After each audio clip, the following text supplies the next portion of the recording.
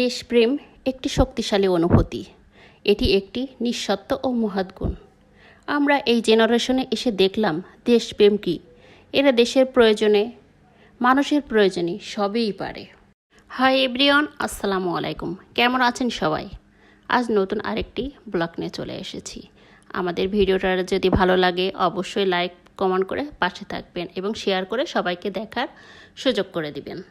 আমাদের এই দেশে এখন যে দুর্যোগের সময় চলতেছে, চারিদিকে বন্যা, এত হতাহত, তারপরে মানুষের ভিতরে যে এত মানবিকতা, মানুষের ভিতরে যে এত দেশপ্রেম এটা আছে, সেটা আমরা আগে বুঝিনি।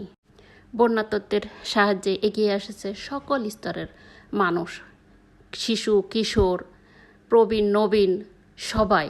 আজ দেখলাম 60 বছর বয়সী এক লোক, সে দান করতে আসছে এবং সঙ্গে তার মায়ের একটা জমানো মাটির ব্যাংক নিয়ে আসছে। লোকটির মা 2 বছর আগে মারা গেছে। তার মা যখন বেঁচে ছিলেন তিনি ওই মাটির ব্যাংকে টাকা জমাতেন। তিনি একজন প্রবাসী। সে দেশে থাকলেও তার দেশের প্রতি কত মায়া। সে নিয়ে আসছে এবং কাঁদতেছে এবং এটা আমার মায়ের শেষ সম্বল, আমি বন্যার্তদের সাহায্যের জন্য এটা দিতে চাই। তখন তারা বলল ঠিক আছে, তাহলে এটা আমরা ভাঙি। তারা ভাঙলো। অনেক টাকা তার ভিতর, 500 টাকা, 1000 টাকার নোট সব ভরা। তিনি নিজ হাতে বের করে তাদের দানের যে পাত্রটা সেখানে ভরে দিল আর কান্না করতেছে যে এটা আমার মায়ের স্মৃতি।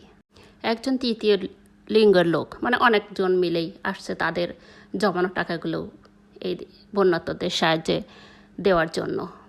আমাদের দেশের প্রতি, দেশের মানুষের যে এত ভালোবাসা, এই পরিস্থিতি না আসলে আসলে আমরা দেখতেই পাতাম না।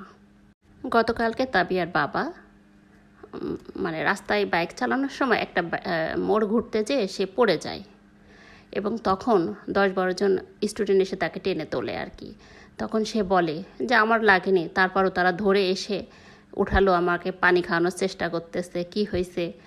তো আমি বললাম আমার কিছু হয়নি, কিন্তু আমার গর্বে বুকটা ভরে গেল যে এর আগে মানুষ পড়ে থাকলে কেউ আগাইতো না, কেউ কাউকে ধরতো না, আর এখন পুরো দেশটাই যেন বদলে গেছে।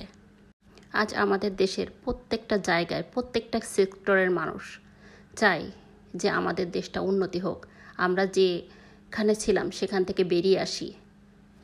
দেশের উন্নতির জন্য প্রয়োজন প্রকৃত দেশপ্রেমিক। প্রকৃত দেশপ্রেমিক শুধু দেশকেই ভালোবাসে না, দেশের সর্বস্তরের মানুষকেই সে ভালোবাসে। ভিক্ষুক জাতি কখনো দেশের জন্য উন্নতি বয়ে আনতে পারে না। বিদেশ থেকে ভিক্ষে করে এনে কখনো দেশ গড়া যায় না, তার প্রমাণ আমরা ভালোভাবেই দেখতে পেরেছি। এত ঋণের বোঝা প্রত্যেকটা বিশ্বের বড় বড় দেশ থেকে ঋণ নিয়ে নিয়ে আমাদের দেশকে আজ জর্জরিত করে রেখে গেছে, কলঙ্কিত করে রেখে গেছে স্বৈরাচারী। যাই হোক, আমাদের এই সুন্দর দেশটাকে আমরা আবার সুন্দর করে গড়ে তুলব এই প্রত্যাশায় সবাই ভালো থাকবেন। আল্লাহ হাফিজ।